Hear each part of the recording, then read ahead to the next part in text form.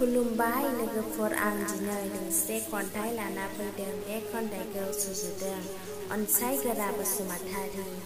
बे खन्थाइखौ आवरायगोन हेमानि बसुमतारी। खन्थाइनि मुं जुजियासैनो। दानिया जों खन्थाइखौ आवगायलांसिगोन लोगोफोर फारि फारि।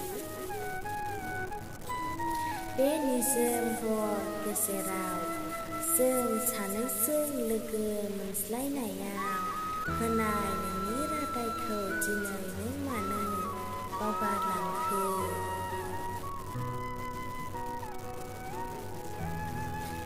मिनिस्लु अखाफोरखौ साखि दोननानै खावदोंमोन नों आंनि गोसोखौ अराय जिउनि लोगो साननानै।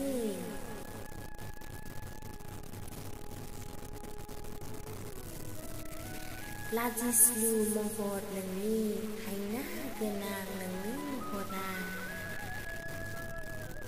हगारसारदोंमोन आं गोसोखौ।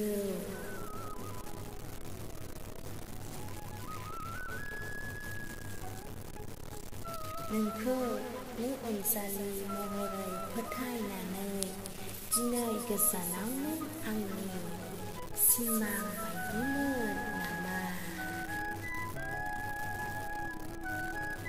नोंनि मोजां मोननाया बुजियासैनो आंनि गोथार अननायखौ नों बेसेन होआखिसै। खन्थाइया एसेनोसै, गोजोन्थों।